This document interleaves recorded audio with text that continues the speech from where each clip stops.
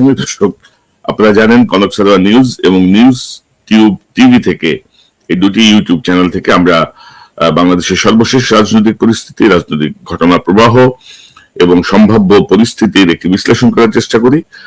বাংলাদেশে আমাদের যারা দর্শক আছেন তাদের জন্য তো বটেই, পুরো পৃথিবী জুড়ে বাংলা ভাষাভাষী মানুষ যারা অবস্থান করছেন তাদের জন্য, তাদের বোঝার সুবিধার জন্য আমরা একটু ছোট আলোচনা করার চেষ্টা করি।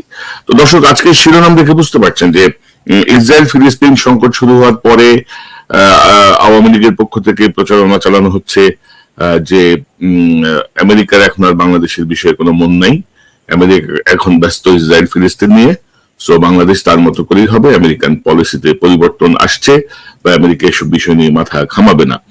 এই বিষয়টি সহ সার্বিক অন্যান্য পরিস্থিতি নিয়ে, ঘটনা প্রবাহ নিয়ে আমরা কথা বলবো। আমার সঙ্গে যোগ দিচ্ছেন আপনাদের অত্যন্ত প্রিয় মানুষ, প্রিয় মুখ, জাস্ট নিউজ বিডির সম্পাদক, সাউথ এশিয়ান পার্সপেক্টিভের নির্বাহী সম্পাদক, হোয়াইট হাউস এবং স্টেট ডিপার্টমেন্ট করেসপন্ডেন্ট জনাব মুশফিকুল ফজল আনসারী। মুশফিক ভাই, আপনাকে স্বাগত জানাচ্ছি আজকের অনুষ্ঠানে। আসসালামু আলাইকুম। ধন্যবাদ ডক্টর কনক সারোয়ার। ওয়ালাইকুম আসসালাম। মুশফিক ভাই, আজকের বিষয়ে ঢোকার আগে দর্শক, মুশফিক এই মুহূর্তে একটু আগে অ্যাকচুয়ালি জাতিসংঘের একটি ব্রিফিং শেষ করে এসেছেন। আমরা সর্বশেষ এই ব্রিফিংটা দিয়ে আমরা শুরু করতে চাই। Can you hear me, Stefan? I can hear you. I can hear you. Yeah. Thank you. Very quick question. European Union and United States expressed their dissatisfaction on Bangladesh electoral environment, and the EU already declared that they will not observe the upcoming election in Bangladesh. And US pre-election assessment team urged for dialogue between the ruling party and opposition. Current regime attacking on opposition by all means, according to Voice of America English Service report. Mushfiq, sorry. What is the question you want to ask me? Yeah, my question is, we have the US position, European Union position. So what is the UN latest position on Bangladesh in this current oppressed situation? Our position has not changed, that we want to see free and fair elections in Bangladesh in a climate where people can speak out without fear of retribution from whichever side they speak out. And also, just to point out that the UN is not in the business of observing elections unless it receives a mandate.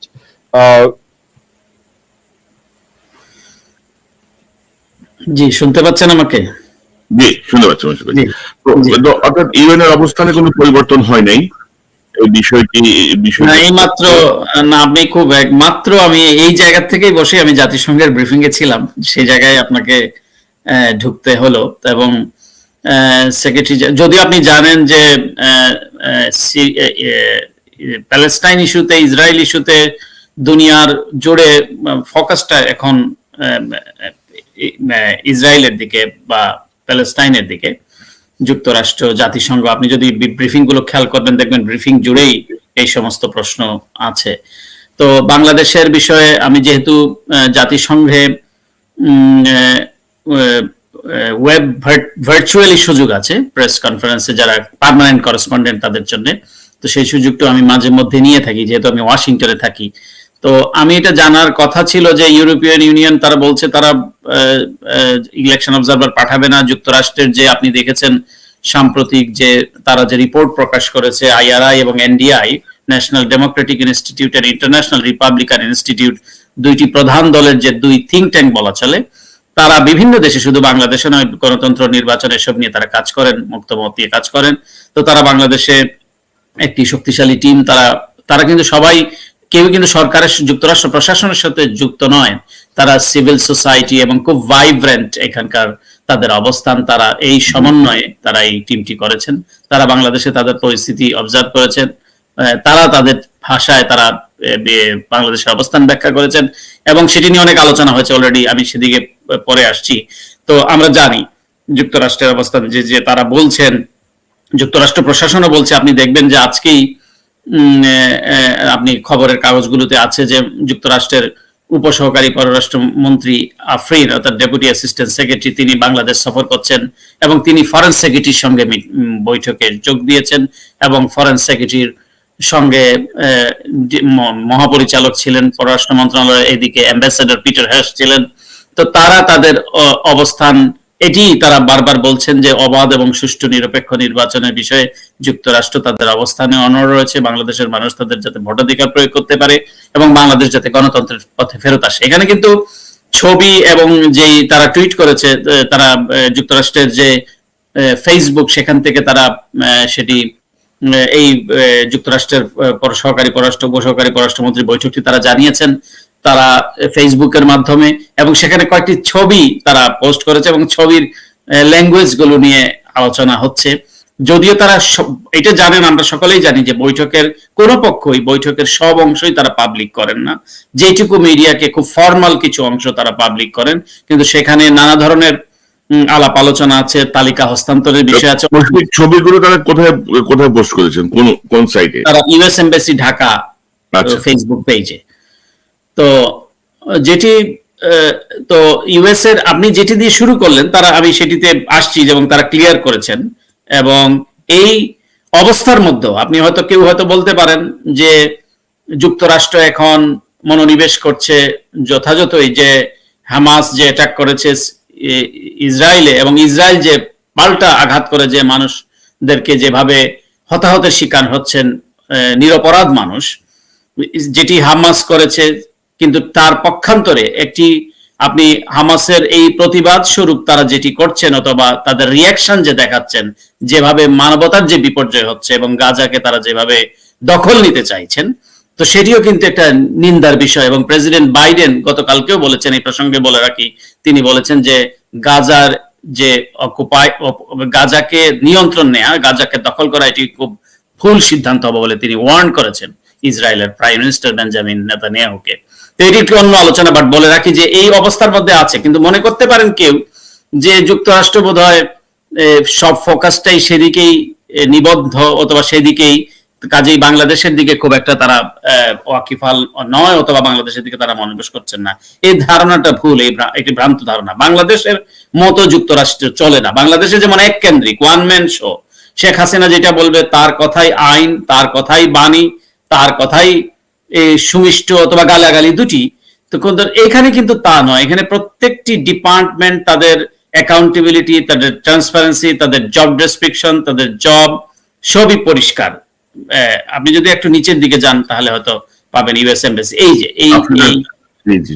জি, আপনি পরের এইটি একটি ছবি, আরেকটি ছবি নিয়ে যেটি খুব আলোচনা হচ্ছে, এই যে আপনি সেকেন্ড ছবিটা যদি দেন, ফরেন সেক্রেটারি হাতে কিছু কাগজ আছে, এবং সেটি নিয়ে আপনি যদি দেখেন সকলের মধ্যে এক ধরনের মানে উদ্বেগ, উৎকণ্ঠা সম্বলিত হাসি আর কি, যেটাকে বলে।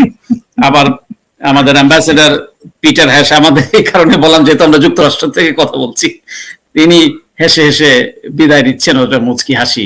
তো যাই হোক, এইগুলি আমি কিন্তু জানি না যে এই তালিকার এই কাগজগুলোর মধ্যে কি আছে, আমরা জাস্ট অ্যানালিসিস করছি যে কি হ্যান্ডেল করা হচ্ছে। কিন্তু আমরা তো একটু জানি, খোঁজ খবর রাখি যে এই ভিজিটের, হঠাৎ করে এই ভিজিটের তারতম্যটা কি। এটা প্রথমত এটা হঠাৎ ভিজিট নয়, এটা আগের রুটিন ভিজিটেরই অংশ। এটা নির্ধারণ করা হয়েছে ঠিক এই সময়টাতেই তিনি সফর করবেন, আফরিন আক্তার, এবং তিনি বাংলাদেশের ডোনাল্ডোর পরেই তিনি বাংলাদেশ বিষয়ে দেখভাল করেন। শুধু বাংলাদেশ নয়, আরো 3-4টি পোর্টফোলিও তার মধ্যে আছে। তো এটি তারা কাউন্টার পার্ট হিসেবে তারা ফরেন সেক্রেটারির সঙ্গে কথা বলেছেন। এখানে কিন্তু সরকারের প্রতিনিধি হিসেবে সচিব অর্থাৎ ব্যুরোক্রেট, এখানে কোনো আমার মনে হয় না পররাষ্ট্র মন্ত্রী অথবা প্রতিমন্ত্রী আওয়ামী লীগের, তাদের সঙ্গে তার বৈঠক হয়েছে, যেটি অফিসিয়াল বৈঠক হিসেবে আমরা দেখেছি। তো সেখানে তিনি পরিষ্কার করেছেন, যেটা এমবাসির এই বার্তাতে বলা হয়েছে, যে দুই দেশের সম্পর্ক নিয়ে তারা আলোচনা করেছেন, রোহিঙ্গা ইস্যু নিয়ে আলোচনা করেছেন, এবং অবাধ, সুষ্ঠু এবং নিরপেক্ষ নির্বাচনের বিষয়ে তারা কথা বলেছেন, বাংলাদেশের মানুষরা যাতে তাদের ভোটাধিকার প্রয়োগ করতে পারে। সুতরাং এখান থেকে যুক্তরাষ্ট্রের অবস্থান বিন্দুমাত্র টলেনি। কোনো যেটি হোক, বহির্বিশ্বের অবস্থা অথবা আন্তর্জাতিক ফোকাস, এটি তাদের অবস্থান খুব ক্লিয়ার।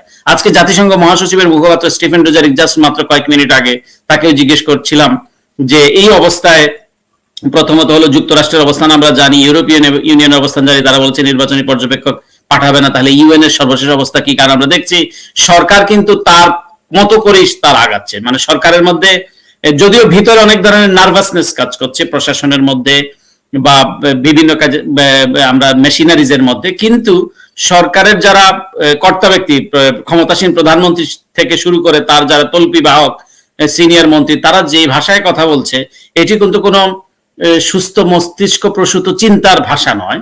এগুলি কিন্তু খুব মানে একটা নিগোসিয়েশনের ভাষা নয়, অথবা তারা বুঝে অথবা না বুঝে হোক তারা যে ভাষায় কথা বলছেন তারা সংকটকে আরো ঘনীভূত করছেন।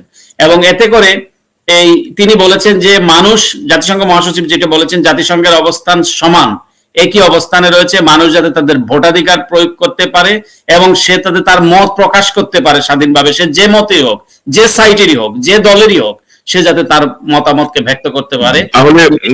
তাহলে মশক ভাই, যে ইসরায়েলের যে অস্থিরতা, সেই অস্থিরতার কারণে ধরেন মার্কিন যুক্তরাষ্ট্রের মনোযোগ শুধু ইসরায়েলের দিকে চলে গেছে বা চলে যাচ্ছে, এমন তো ভাবার কোনো সুযোগ নাই বা এমন তো কোনো বিষয়ও নাই, কারণ আমেরিকা দেখবেন যে একই সঙ্গে কিন্তু এটি দুটি যুদ্ধ চলছে। একটি কিন্তু তাই বলে কি ইউক্রেনের ফোকাস নষ্ট হয়েছে? হয়নি। ইউক্রেনের যুদ্ধ কিন্তু ঠিকই চলছে এবং যুক্তরাষ্ট্র সেখানকার বলা চলে পার্টনার, এই যুদ্ধের অংশীদার, ইউক্রেনকে যেভাবে সাপোর্ট করছে। একইভাবে যুক্তরাষ্ট্র হামাসরা যখন আক্রমণ করলো সিরিয়াতে, ইসরায়েলে, আমি দুঃখিত, ইসরায়েলে যখন আক্রমণ করলো তখন তার যে রিয়াকশন আমরা যুক্তরাষ্ট্রকে দেখেছি, সাথে সাথে সেক্রেটারি ব্লিংকন এখনো মধ্যপ্রাচ্যে রয়েছেন। আপনি খেয়াল করবেন গত এক সপ্তাহেরও বেশি সময় ধরে স্টেট ডিপার্টমেন্টে কোনো ব্রিফিং নাই, অর্থাৎ স্টেট ডিপার্টমেন্ট এখন মধ্যপ্রাচ্যে অবস্থান করছে, যার কারণে হয়তো আপনারা আমার সঙ্গে কথোপকথনতে দেখতে পাচ্ছেন না। হোয়াইট হাউসের ব্রিফিং আছে, কিন্তু হোয়াইট হাউসে অনেক সময় ট্রাভেলিং এ থাকলে প্রেসিডেন্ট তখন এয়ারফোর্স ওয়ানে গ্যাগল করা হয়, অর্থাৎ এয়ারফোর্স ওয়ানে যারা সাংবাদিক তারা পুলে থাকেন তাদের প্রেস সেক্রেটারি বলেন তো। এবং হোয়াইট হাউসের ব্রিফিং এ বাংলাদেশ ন্যাচারালি বাংলাদেশ প্রায়োরিটি ভুক্ত নয়, যেটি স্টেট ডিপার্টমেন্টে অনেক সময় হোয়াইট হাউস বলে তুমি স্টেট ডিপার্টমেন্টে কথা বলো, আমরা স্টেট ডিপার্টমেন্টকে জানিয়েছি, তারা এই বিষয়ে কথা বলবে।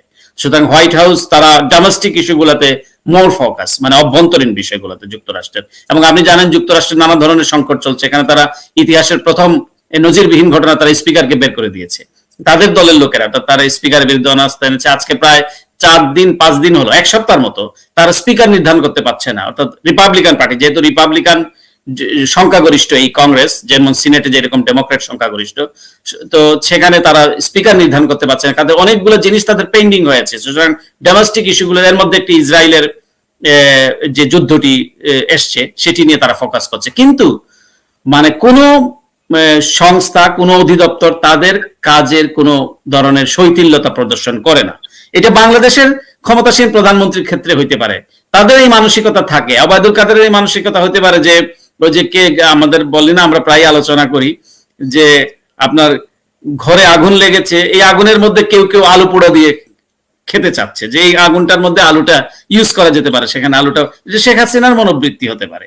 সেই জন্য তারা অ্যাটাকিং রোলে চলে গিয়েছে, অ্যাটাকিং মোডে চলে গিয়েছে, যেভাবে তারা নেতা কর্মীদেরকে খুব তড়িৎ মামলা দিচ্ছে, খুব তড়িৎ তার ভার্ডিক্ট দিচ্ছে, অর্থাৎ জাজমেন্ট দিচ্ছে যেন তেন ভাবে, যার যে মূল প্রতিপক্ষ তাদেরকে, এবং দিনের পর দিন তারা যেভাবে গ্রেফতার করছে। সেখানে দেখলাম, এবং আপনি যদি দেখেন যে আজকে মানব জীবনের প্রধান শিরোনাম ওবায়দুল কাদের বলছেন যে ঢাকা অবরোধ করতে হলে শাপলা চত্বরের চেয়েও করুণ পরিণতি হবে, অর্থাৎ তারা শাপলা চত্বরে করুণ পরিণতি ঘটিয়েছে। তাহলে আদিকুর রহমান যে রিপোর্ট দিয়েছে এবং অন্যান্য সংস্থা যে রিপোর্ট দিয়েছে, মানবাধিকার সংস্থাগুলো, এবং আমরাও জানি তারা কিভাবে সেখানে রক্তের হুরি খেলায় মত্ত হয়েছিল এই শাপলা চত্বরে। সুতরাং এটি ওবায়দুল কাদের এইটাকে এভিডেন্স হিসেবে ওবায়দুল কাদেরের বিরুদ্ধে আপনি আইনগত ব্যবস্থা নেওয়ার জন্য এটাই যথেষ্ট, তার এই বক্তব্যটি। এবং তারা যে ভাষায় তারা কথা বলছে, কারণ তাদের কিছু কিছু মানুষ তারা জানে তাদের ভবিষ্যৎ কি, কিন্তু মানুষ যখন, এটা একটা টেন্ডেন্সি আছে, কেউ কেউ মনে করে আমি যেহেতু গর্তের মধ্যে পড়ে গিয়েছি আরো 2-4 জনকে নিয়ে গর্তের মধ্যে পড়ি। তো ওবায়দুল কাদেরের ডেস্টিনি জানা, কিন্তু অন্যরা এই যেমন যাদেরকে তারা প্লট দিয়ে কিনতে চাইছে, দেখলাম যে 27 জন সচিব না কতজন সচিবকে তারা প্লট দিচ্ছে, 267 জন অফিসারদেরকে তারা মানে খুব বিলাসবহুল গাড়ি দিচ্ছে, কিন্তু এই বিলাসবহুল গাড়ি সে তো 2-3 মাস চালাবে হয়তো, কারণ এরপরে তো তাকে উজ্জ্বল করে ফেলবে, তাকে নিয়ে যাবে। তো তারা এটা তো বুঝছে। এবং এই যে সচিব, তাদের ছেলে মেয়েরা তো বিদেশে পড়ে, শুধু যুক্তরাষ্ট্র না, ইউরোপীয় ভুক্ত দেশগুলোতে, ওয়েস্টে আমি বলছি, পশ্চিমা দেশগুলোতে, তাহলে তো তারা তো নিশ্চয়ই তাদের ছেলে মেয়েদেরকে চীনে পড়াচ্ছে না, অথবা রাশিয়ায় অথবা বেলারুশে পড়াচ্ছে না, তারা এই সমস্ত দেশেই পড়াচ্ছে। সুতরাং এই প্লট বা এই টাকা সম্পত্তি আপনি তো দেখেছেন 2-3টা জিনিস তো পাবলিক হয়েছেই, সরকারের লোকেরাই পাবলিক করেছে। এই যে সাবেক খাদ্য সচিব তার যে সম্পত্তি বাজেয়াপ্ত হয়েছে, তারপরে আরো এগুলি তো লাইনে আছে, এবং প্রধানমন্ত্রীর পুত্র সেটি তো ভিয়েনা কনভেনশনের কারণে হয়তো একটু পেছনে আছে, বাট সামনের সারিতে চলে আসবে খুব দ্রুত। যে তাদের যে, এবং শেখ হাসিনা তো নিজেই পাবলিক করেছেন যে তার সম্পত্তি বাজেয়াপ্ত করার কথা তিনি নিজেই ইন্ডিকেট করেছেন, এবং তাকে যে রেস্ট্রিক্টেড চলাফেরার কথা তিনিই বলেছেন, নিষেধাজ্ঞা দিবে তিনিই বলেছেন। সুতরাং সেগুলো যখন পাবলিক হবে, সকলেই জানে, খবর সবার কাছেই আছে, মানুষ এত বোকা না, মানুষ খুব ভালোভাবেই জানে, এবং যারা এই সমস্ত ব্যাপারে খোঁজ খবর রাখেন তারাও জানেন। এবং এই বিষয়গুলোতে তারা ক্ষতিগ্রস্ত হবে, কিন্তু তারা চাইছে এই ক্ষতিটা যাতে সমগ্র দেশবাসী এই ক্ষতিগ্রস্ত হয়, সমগ্র মানুষকে। কারণ আমি দেখেছি শেখ হাসিনার মধ্যে এই টেন্ডেন্সিটা আছে যে সবাইকে সে কষ্ট দিতে চায়, যে না হলে বলে আমি সব বন্ধ করে দিয়ে বসে থাকবো। আর এটা কি টুঙ্গিপাড়ার তালুক নাকি যে আমি সব বন্ধ করে বসে থাকবো? আমি বিদ্যুৎ প্রতিমন্ত্রীকে বলেছি তুমি লোডশেডিং দিবে যাতে তারা কষ্ট পায়, মাঝে মধ্যে কষ্টটা বুঝতে পারে।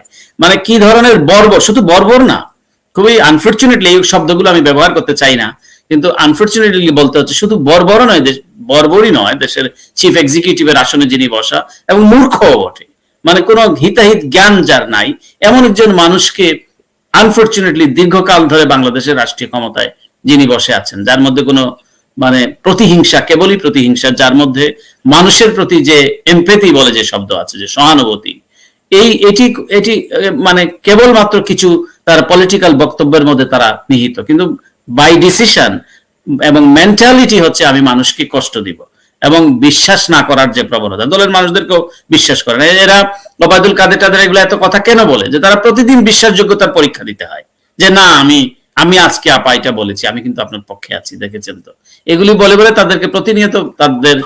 তবে মুশফিক ভাই, এই মুহূর্তে আওয়ামী লীগের একটা মূল টার্গেট হচ্ছে, তারা মুখে যাই বলুক, মূল টার্গেট হচ্ছে তাদের জনগণ, তাদের সমর্থক, প্রশাসন, পুলিশ, আর্মি, এদেরকে একটা ধারণা দেয়া যে আমেরিকা আসলে আমাদের পক্ষে আছে, আমেরিকা এখন ব্যস্ত হয়ে গেছে, আমেরিকা এখন এগুলো নিয়ে মাথা ঘামাবে না। এবং আপনি জানেন যে 4-5 জনের একটি উচ্চ পর্যায়ের প্রতিনিধি দল এই মুহূর্তে ভারত অবস্থান করছে, এবং তারা পাশাপাশি এটিও দেখাতে চায় যে ভারত আমাদেরকে এখনো সমর্থনে রেখেছে।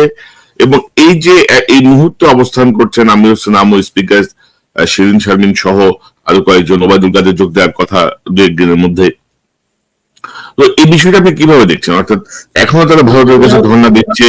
প্রথমত হচ্ছে এগুলো হচ্ছে রাজনৈতিক দেউলিয়াপনা।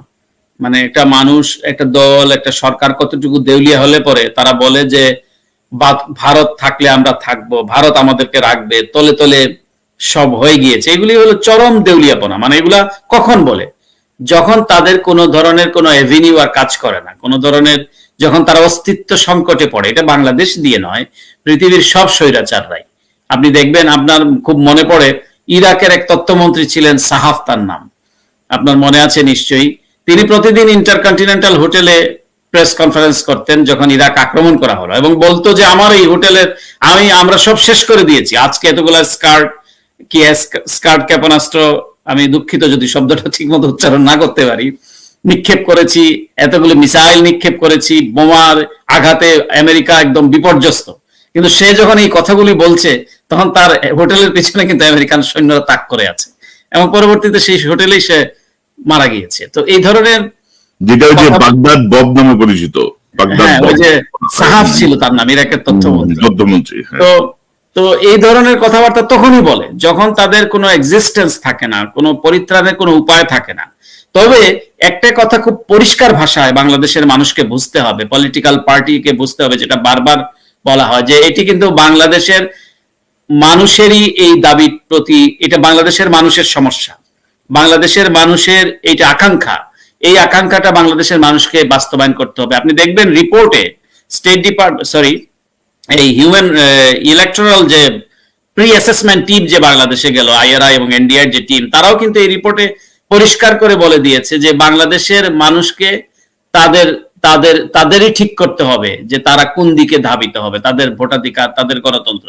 এবং অ্যাম্বাসেডর পিটার হাস ঢাকায় খুব গুরুত্বপূর্ণ কথা বলেছেন, আমার খুব সম্ভবত সিজিএস এর কনফারেন্সে। তিনি বলেছেন বাংলাদেশের মানুষকেই ঠিক করতে হবে তারা কোন পথে থাকবে, তারা গণতন্ত্রের পথে থাকবে না স্বৈরতন্ত্রের পথে থাকবে, একতন্ত্রের পথে থাকবে, অথবা কর্তৃত্ববাদ যেটাই বলা হোক, তার কার পথে থাকবে, এটা বাংলাদেশের মানুষকে সিদ্ধান্ত নিতে হবে।